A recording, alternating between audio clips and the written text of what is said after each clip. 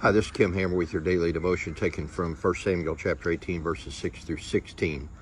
We find that some people can't handle somebody else's being successful, especially if that person helped them to become successful in the first place. They might look back with regret or remorse, such as the case with Saul and David in our scriptures. We find that they had come back from defeating the Philistines, and as a result, whenever it was that David and Saul came into town, the people gave David higher praise than Saul, and this created a great jealousy within Saul's heart because he resented the fact that David was getting more recognition for what he had done than what Saul had done. The one thing I want to remind you, though, is that Saul did have a critical crossroads in his life where he could have done exactly what David did, but he opted out of it. He relinquished that opportunity to David. It causes us to realize that when God gives you an opportunity today, we need to remember that if God gave you the opportunity, then he stands ready to equip you to fulfill that opportunity and take the most advantage of it.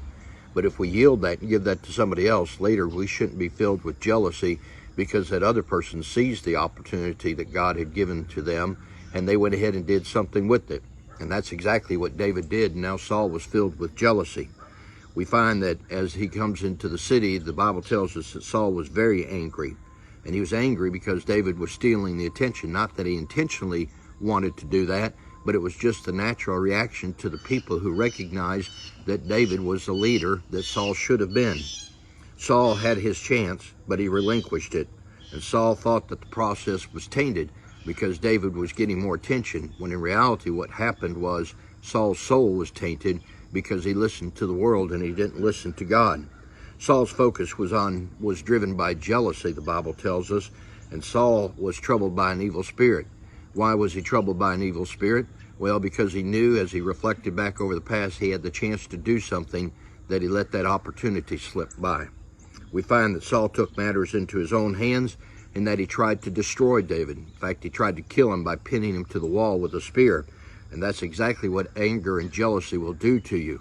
You'll lose control of your ability to think rationally, and as a result of it, you will be driven out of jealousy and be driven out of anger, and you will actually add to the previous mistakes that you had made by complicating it with more mistakes in the future.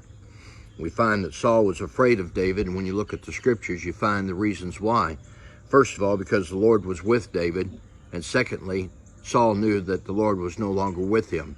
Not that he had taken his salvation away from him, but his presence was no longer strong within the life of Saul because Saul had not followed the leadership of the Lord, and God moved on and he gave those opportunities to David. The third thing was because David had great success. You know, some people can't handle other people being successful. It just eats them up with jealousy, and as a result of it, they commit actions that later they might regret, but in the moment they lose control of their ability to think rationally, and as a result of it, they'll either say hurtful things or do hurtful things. The other reason that Saul was filled with anger and jealousy was because everybody loved David.